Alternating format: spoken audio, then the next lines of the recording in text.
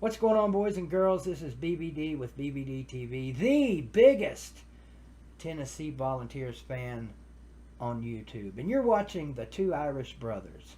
Shout out to the Notre Dame Fighting Irish. Go Vols!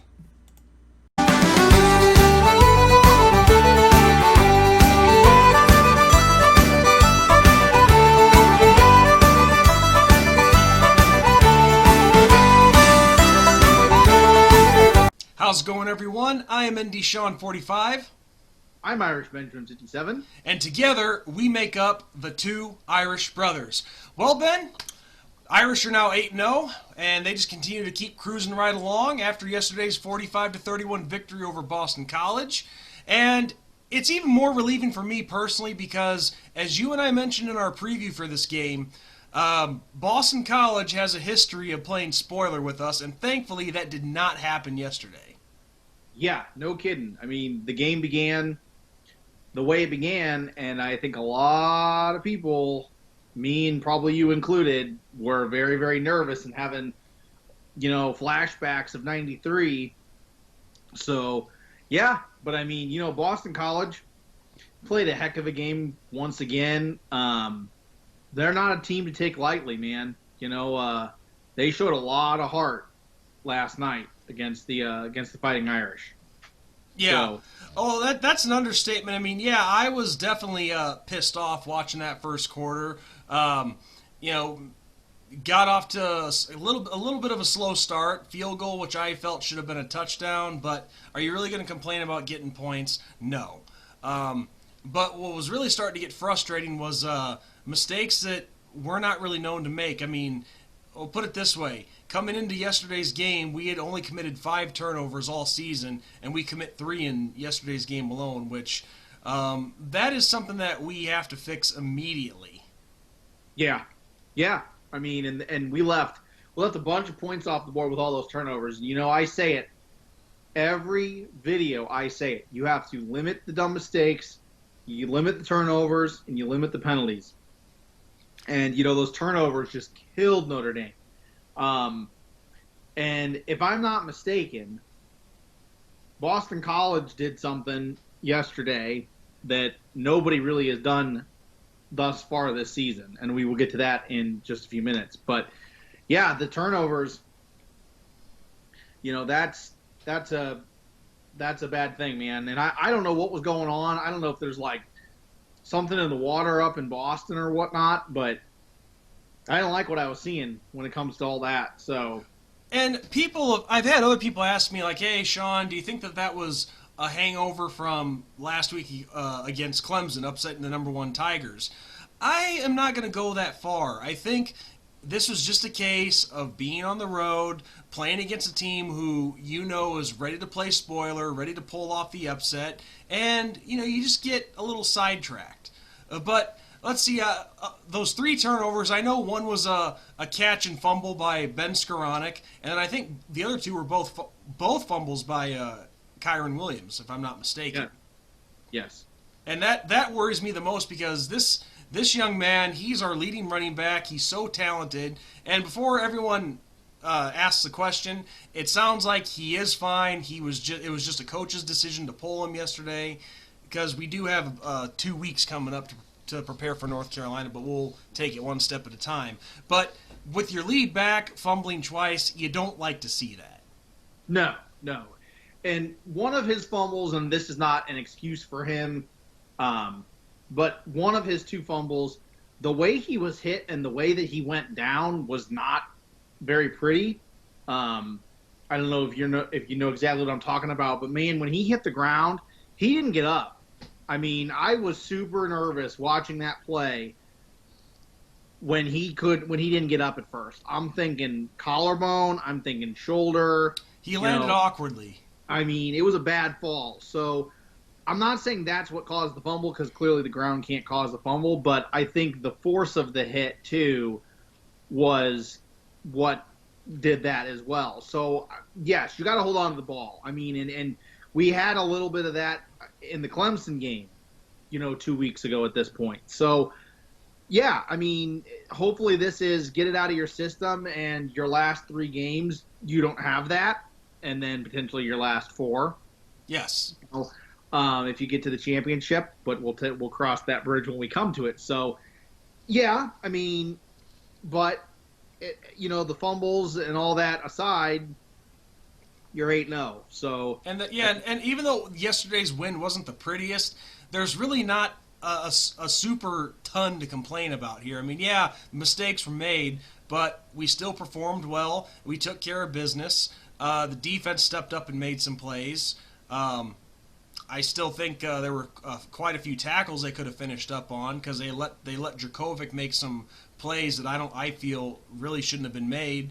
But they had to take away themselves. Yeah.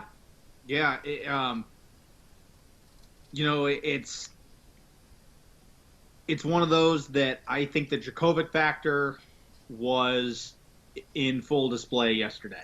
Oh, of course, and as if the announcing crew didn't mention that enough. It was like, oh yeah, Phil wasn't going to see his chance at Notre Dame. He came to Boston College. Phil's been playing angry all this week. His teammates are there to pick him up. Well, you know what? I'm not bad mouthing Phil Dracovic. I'm not, but I don't give a shit if he's angry. Because look, let's look at the basic facts of this, okay? And we've said this enough times already, but look, Ian Book turned out to be a surprise, and any head coach is going to go with who's the hot quarterback, who's number one. You're going to go with who's hot. Yeah, exactly. Okay, Phil wants to transfer and get a chance to play. I don't blame him. But when it's all said and done, nobody forced him to transfer. Nobody made him, say like, oh, I don't have nobody made him think I don't have a chance here. I'm going to go to somewhere where I will have a chance. The whole thing with him and Brian Kelly and allowing him to play right away, that was not Brian Kelly holding him back. Brian Kelly was not the warden, and he was not a prisoner to Brian Kelly on being able to play right away at Boston College. So, right. What I'm getting at with the announcing team and all the crap leading up to this game, let it freaking go. He's starting, he's playing, let it freaking go. Nobody at Notre Dame did him any injustice. All it was simply the depth chart. You had guys ahead of him who were better. So move on. Let's end this crap. Let it go. I don't really care if Phil Dracovic is angry. For me, it was more just he rallied his teammates is what it is. And you could tell when certain things were happening in the game. I don't think those plays happen in other games. Like, he threw a pass, and the receiver caught it between two of our defenders. I mean, 9 times out of 10, that player is not going to make that play. No, it was a good play. And then like when he escaped a couple of the tackles, that he did against Notre Dame's defense, I don't know if that happens in other games, but it's just when the rivalry is going, because there's that rivalry, and that's what I say all the time with rivals. You don't take a rival lightly at all, ever. Doesn't matter record, doesn't matter standing, doesn't matter who's in, who's out, player-wise, coaching-wise, doesn't matter. You don't take your rival lightly. And, I mean, Dracovic and Boston College showed that. I mean, they made plays when they needed to. They forced Notre Dame to make plays when Notre Dame had to. I mean, and on the flip side, Ian Book went to war against Dracovic. I mean, he balled. And I don't think enough people are realizing that Ian Book in the last 2 games is playing his best football that we've ever seen him play. Oh yeah, he had a great game yesterday. I mean, we always like to get the negative stuff out of the way for those of you who are new to watching us. Ben and I always do that. We just get the negative out of the way, and then we move on to the good stuff, because that's where, when it's all said and done, that's what's most important. But I mean, yeah, Ian Book has been playing some great football. So yesterday he went 20 for 27 for 283 yards, 3 touchdowns. And that's passing. Okay, so there's that. and then he's the leading rusher for us in yesterday's game with 85 yards rushing and 1 touchdown. So Ian Book accounted for 4 touchdowns yesterday. And then if you go and look at the Clemson game and you look at his totals, it was just as impressive, if not more impressive, stats-wise. So, I mean, it's one of those things that it's like, I mean, he's absolutely playing his absolute best football. And now is the time that we need this. This is the time to be getting it going. Yes. And I mean, so yeah. And even though yesterday was a kind of a step back day for Kyren Williams, he still had 37 yards on 9 carries for an average of just over 4 yards a carry, which is impressive by any means. But the other 2 guys that really stand out, Chris Tyree had 74 yards and 17 carries, and Sebo Flemister, who I consider our running back who gets all the dirty yards and the dirty scores, he had 53 yards on 10 carries with 2 touchdowns yesterday. And that's a guy who really hasn't, as far as the running game goes, hasn't been getting enough credit. And in the receiving game, of course, the big standout yesterday was Ben Skoranek. He had all 3 touchdown receptions, which were all of Ian Book's 3 touchdown passes, of course. But overall he finished with 5 catches for 63 yards and those 3 scores. But a couple of guys in the receiving game, and I'm kind of repeating myself here, but it's true. A couple of guys who haven't been getting enough credit, in my opinion, are one, Javon McKinley. Well, Javon's been getting his fair share of credit, but the one guy who has been a very big unsung hero for us the past few weeks, Avery Davis. Now, yesterday he only had 2 receptions, but he got a 70 yards, and one of those was set up for a touchdown. And same thing last week against Clemson. He had a couple nice catches, including the one at the end that set up what would go on to be, I think it was like a 7-yard touchdown pass from Ian Book to Avery Davis. But it was Avery Davis who set up the tying score last week that sent us into overtime. So one young man right there who is deserving of a bunch of credit that he's not getting right now. Oh yeah, and we've been seeing that. We've been seeing guys step up. I mean, Kyren Williams is young. I mean, we're seeing a lot of these younger guys step up. I mean, look at Mayer, for crying out loud. Notre Dame is becoming that team, and that's a good thing. That is a really, really good thing.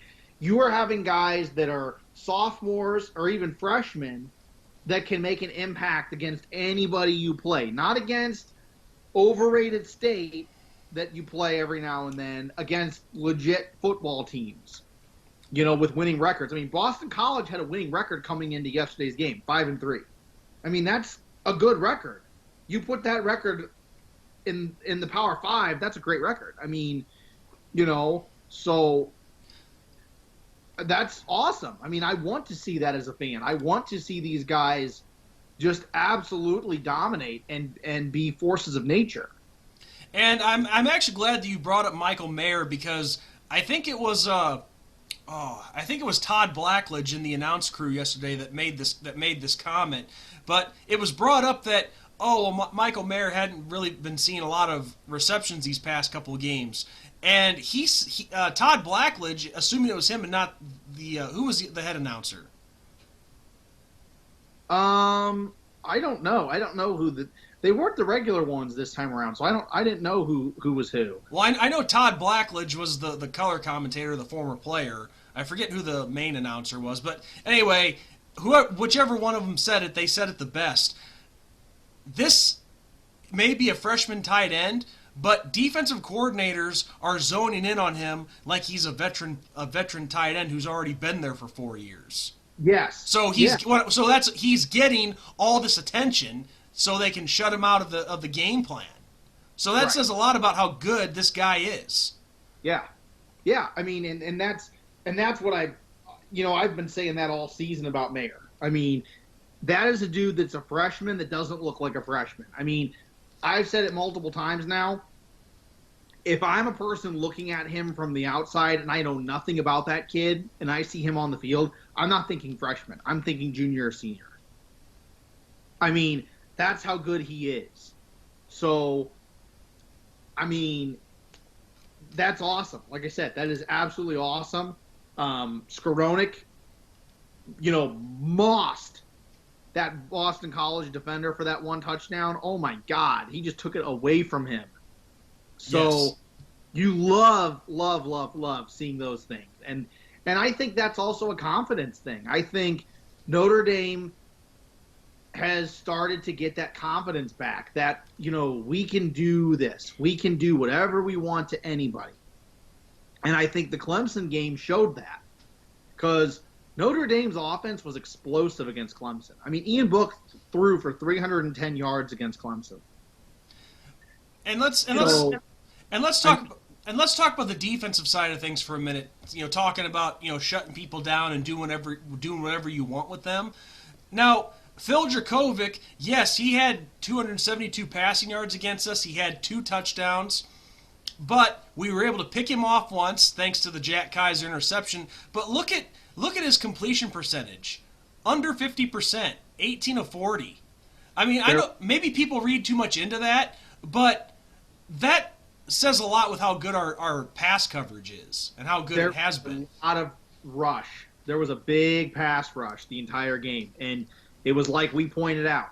And you pointed it out to me, and I keyed in on it.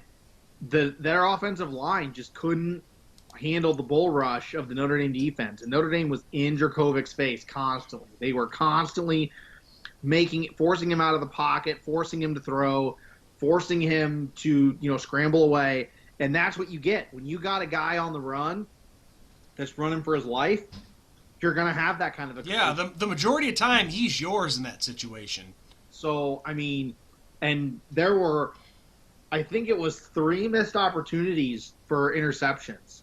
Granted, I mean, you made that incompletion and you stopped a drive and whatever, and I'm not going to complain about that. That's like worst case scenario other than like a pass completion. But, that just shows you that Notre Dame was A, in the right place at the right time coverage-wise, and B, the offensive line wasn't able to hold their blocks, and the defensive line for Notre Dame was getting tons of pressure. Yes, because I know Sean Crawford had a couple opportunities to make an interception.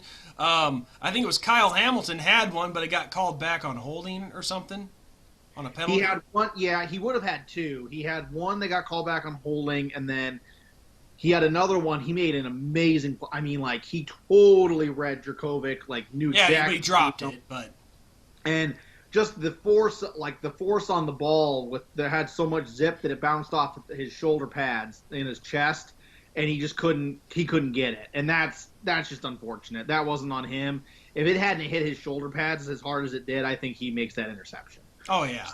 I'm not gonna take anything away from him for that. But no, if these guys are just able to bat the ball down, I'm happy with that as well. I mean, yeah, you love the interception, but if they're making plays and batting passes down, I'm happy with that as well. Those are the sexy numbers that we talk about, not the gritty numbers. The gritty numbers are the pass breakups and the swats and knockdowns and all that. The sexy ones are the interceptions and all that. So yeah, I mean, there's nothing wrong with batting the ball down. Well, but yeah. And in the grand scheme of things, still sticking with defense here, people look at, that Notre Dame defense gave up 31 points. Well, let me tell you something. That score yesterday was not as close as it looked. I think you could easily say that at least 2 of those scores were technically, quote, garbage time. Yeah. But still, though, I just... Obviously, like we already said, Boston College brought a little extra oomph. We just, our defensive backfield just misread some passes. But still, though, they played a phenomenal game yesterday. Yeah. Oh, yeah. Yeah, I mean, it was what I commented on. I commented on Twitter to a couple people. And not like being irritable, just, pointing it out. Notre Dame has that bend but don't break defense. Those Boston College got a bunch of field goals. Okay, that's a bend but don't break. That's okay, we'll let you get the field goal, but you're not getting the touchdown. And then we'll go and score a touchdown, so now you're still behind. And I mean, I would love a 3 and out, or I'd love a stop and they don't get a field goal, but worst case scenario, I'll take the field goal over a touchdown any day of the week. I'm sorry, but no team, even the greatest team of all time, they're going to give up points. That's all there is. So yeah, I mean it is what it is. But so I want to go back to one thing. Sure.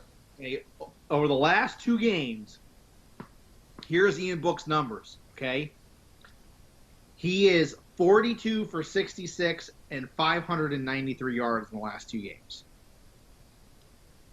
And that's what, 4, and I think 4 touchdowns? Because I think he only had 1 against Clemson, right? Yeah. And 4 touchdowns. 4 touchdowns, no picks. Running game well over, I would say, 130. Something like that. And, Boston College, I'll give it to him, man. The running game wasn't as solid as it normally is. Williams only had 38 yards on the ground. Yeah, they kept him in check. I mean, granted, he got pulled, and I understand that. That doesn't help either, when you get pulled, especially for him where he could literally bust off a huge run. I mean, we saw it, against Clemson when he busted off, 63, 65 yards, something like that. So, I mean, he's got that big play potential. But Boston College really limited him. So, I'm not going to take anything away from Boston College. People can say what they want, and people can say, oh, they're 5-4, but... Well, this is a team that's a few plays away from being only a 1-loss team. Exactly.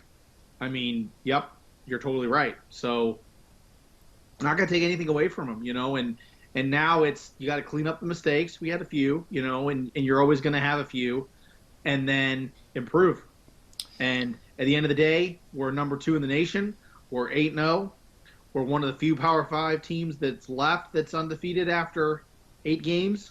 So, how much more do you ask for? Well, and I'll tell you one thing. Speaking of asking for it, the bye week next week comes at a really good time. Gives us a chance to rest up a little bit and get some key guys back like Braden Lindsey, who could really be a big help with his speed. And then really give us a chance to prepare for that Thanksgiving weekend matchup against North Carolina. Yep. And it is the final game other than the championship that you really have to be leery of.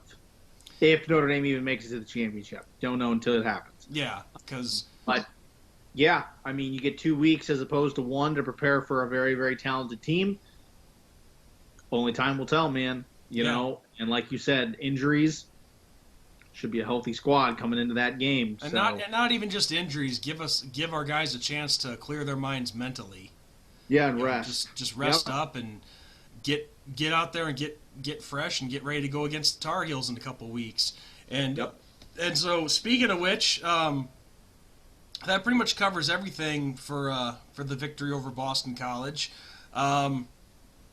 With next week being a bye week. We don't really have anything planned. I mean, we could probably think of something to do. Well, we might be able to do a live stream next week at some point. So there's that. But yeah, I don't know. We'll have to figure out something. Well, go ahead. Well, just obviously, as I'm sure you all know, there's obviously no preview because you can't do a preview for no opponent.